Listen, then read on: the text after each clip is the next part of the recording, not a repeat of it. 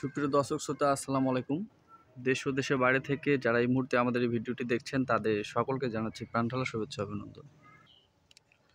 দর্শক বন্ধুরা, আজকে আপনাদেরকে কিছু ফল দেখাবো এবং সেই সাথে আমাদের ফলগুলো যে নষ্ট হয়ে যাচ্ছে কি উপায়, আর ইঁদুর কীভাবে ফলগুলো নষ্ট করছে এবং ইঁদুর নিধনের জন্য কী কী পদক্ষেপ নেওয়া যেতে পারে সে বিষয়ে আজকে পুরো ভিডিওতে কথা বলবো। তাই ভিডিওটা একটু লং হতে পারে, অবশ্যই সকলে ধৈর্য সহকারে ভিডিওটি শেষ পর্যন্ত দেখবেন। দর্শক বন্ধুরা, আপনারা বাগান দেখতে পাচ্ছেন এবং আপনাদেরকে আমি আগেও দেখিয়েছি যে আমাদের এই বাগানটি অনেকটা গাছের উপরে উঠিয়ে দেওয়া হয়েছে। তো দর্শক বন্ধুরা, ইঁদুর আমাদের কি ধরনের ক্ষতি করে আর কত ফল নষ্ট করতে পারে সে বিষয়ে আপনাদেরকে যদি একটু দেখাই, আপনারা নিজেও চমকে যাবেন। দর্শক বন্ধুরা, এই গাছে এবার অনেক ফলন আসছে, যে বলা যায় যে গাছের পাতায় পাতায় অনেক ফলন আসছে। এই যে উপরে দেখতে পাচ্ছেন, এই যে গাছের উপরে অনেক ফলন ছিল এবং এখনও রয়েছে। কিন্তু সবথেকে বড় সমস্যা হচ্ছে যে ইঁদুর আমাদের সব ফলগুলো কেটে কেটে ফালাই দিচ্ছে, নষ্ট করে দিচ্ছে, কিছু ফল খেয়ে নিচ্ছে। তো দর্শক বন্ধুরা, ফলগুলো পরিপক্ক হওয়ার পর যখন ইঁদুর গাছ থেকে ফালাই দিচ্ছে অথবা নষ্ট করতেছে, তখন অবশ্যই কিন্তু আমাদের অনেক কষ্ট হচ্ছে। দেখাই, এই যে দেখেন কত ফল নষ্ট করছে। এই যে দেখেন কত বড় একটা ফল পড়ে গেছে, কিচ্ছু খেতে পারে নাই, শুধু মাথাটাতে একটু আঁচড় কাটছে, তাতেই পড়ে গেছে। এই দেখতে পাচ্ছেন তদ্রুপ এই ফলগুলো, এটা তো পুরোটাই খেয়ে নিছে, সম্পূর্ণ খেয়ে শেষ করছে। তো ইঁদুর আমাদের প্রধান শত্রু। এই যে দেখতে পাচ্ছেন সব খেয়ে ফেলে দিছি। এই যে এখানে আরও অনেক ফল আছে। প্রতিদিন 1 থেকে 1.5 কেজি 2 কেজি পর্যন্ত ফল ইঁদুরে আমাদের নষ্ট করে ফেলতেছে। তো আমি চেষ্টা করেছিলাম অনেক ঘরোয়া পদ্ধতি ব্যবহার করার, তো ঘরোয়া পদ্ধতিগুলো সেরকম কাজে দিচ্ছে না, বিধায় আমরা চেষ্টা করেছি এবার একটু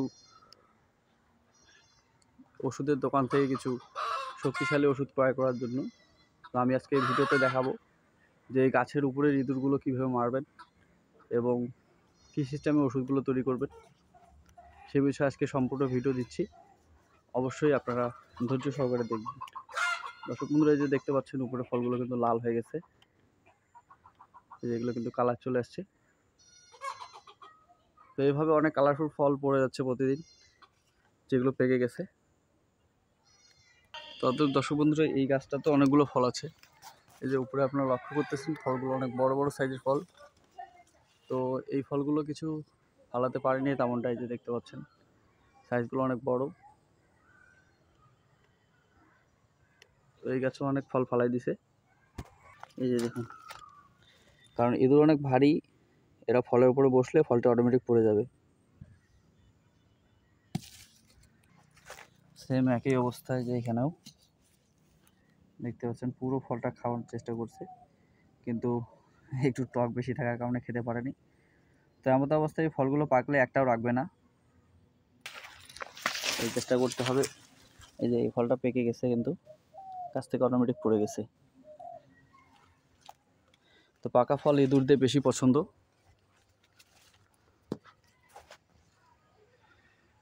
তো এই ইঁদুরদের জন্য আজকে ওষুধ তৈরি করব, যে ওষুধগুলো আমি সংগ্রহ করেছি বাজার থেকে। এই যে দেখতে পাচ্ছেন বন্ধুরা, কত বড় বড় সাইজের ফল এখানে হয়ে আছে। পাশাপাশি এই যে দেখেন কোন একটা ফল চুপসে গেছে, বড় কাঁচা ফল আছে।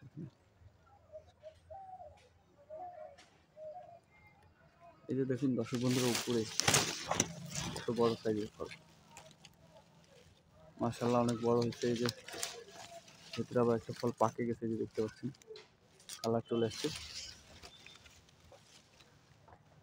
তো তদ্রুপ এই গাছ থেকেও অনেক ফল কিন্তু নষ্ট করেছে, তাও আর নষ্ট করতে দিব না, এবার ইঁদুরকে মেরে ফেলতে হবে।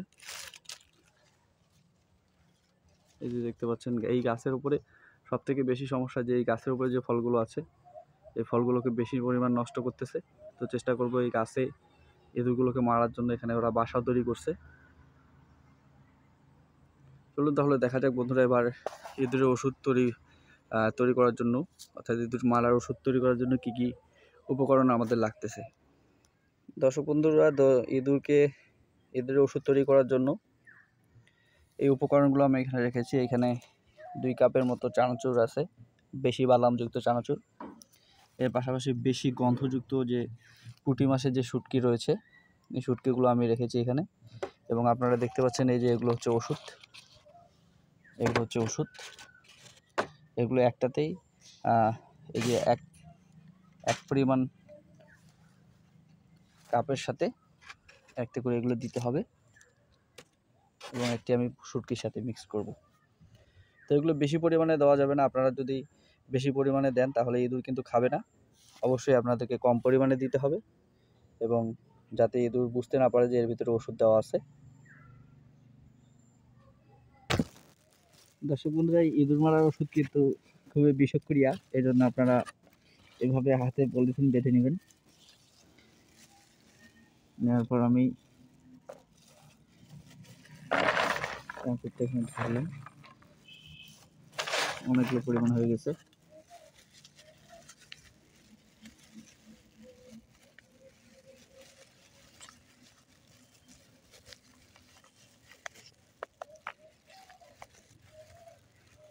এই দেখতে পাচ্ছেন, এটা খুবই কার্যকরী একটা ওষুধ, যেটা পাশারির দোকানে পাওয়া যায়। আমি পুরোটা এখানে ছিটিয়ে দিব।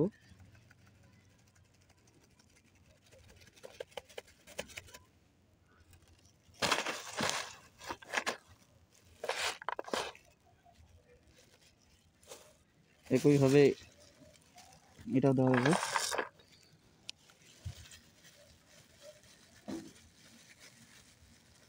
অবশ্যই আপনারা মুখে মাস্ক বেঁধে নেবেন, কারণ ভুলক্রমে এগুলো মুখে আসতে পারে, মুখে অথবা চোখে পড়লে খুবই ক্ষতিকর।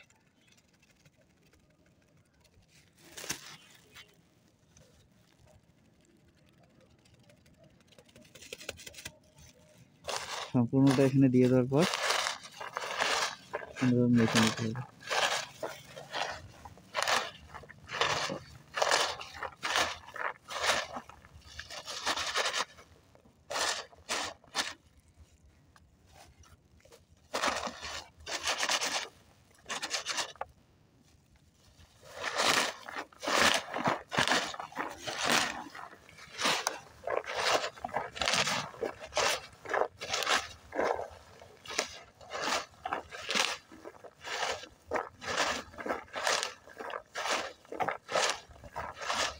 বাদামযুক্ত চানাচুর ইঁদুরের কিন্তু খুবই বেশি পছন্দ, এটার সাথে দিলে বেশি কার্যকর হয়। ভালোভাবে মেখে নিতে হবে।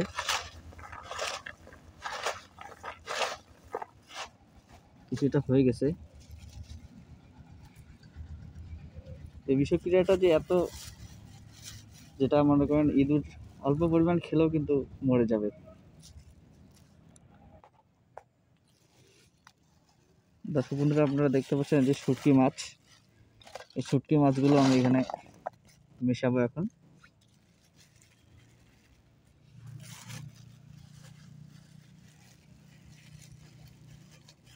অবশ্যই হাতে পলিথিন অথবা গ্লোভস বেঁধে আপনারা কাজগুলো করবেন, তাহলে নিরাপদ থাকবেন।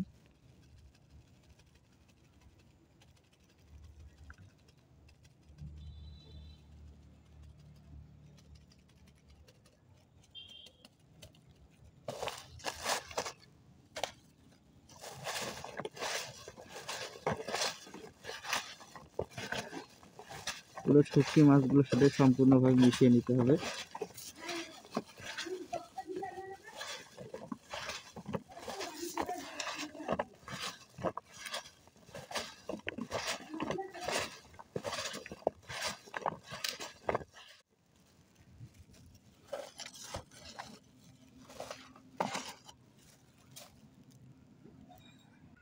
দর্শক বন্ধুরা, অবশেষে তৈরি হয়ে গেল এবং এগুলো সুন্দরভাবে আমরা গাছে ফিট করব এবং বিভিন্ন ইঁদুর চলাচল যে জায়গাগুলোতে বেশি করে সেই জায়গাগুলোতে খাবারগুলো রেখে দিব, যাতে তারা খেয়ে মরে যেতে পারে।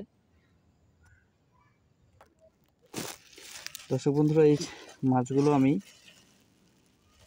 দেখতে পাচ্ছেন গুনার সাহায্যে গেঁথে নিব। এইভাবে তো গেঁথে নিয়ে আমি গাছে বেঁধে দিব। যে জায়গাগুলোতে ইঁদুর বেশি চলাচল করে সেই জায়গাগুলোতে বেঁধে দিব, ইনশাল্লাহ তাদের নজরে আসবে।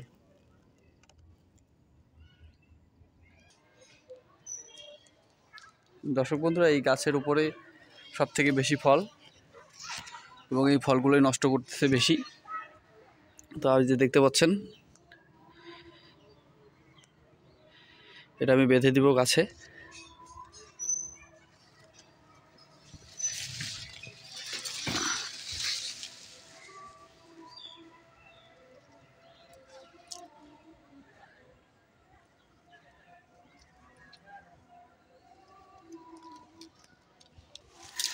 যে দেখুন ভিতরে কত ফল,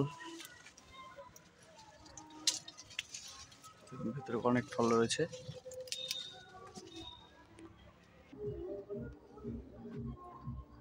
দর্শক বন্ধুরা, এই যে দেখতে পাচ্ছেন গাছের এই জায়গায় আমি এটা তারের সাহায্যে বেঁধে দিয়েছি।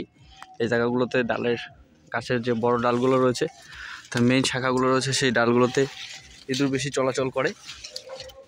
তো আমি ওই জায়গাগুলোতে বেঁধে দিয়েছি। এই যে দেখতে পাচ্ছেন এখানেও একটা দেওয়া আছে এবং এই জায়গাটাও দিয়েছি।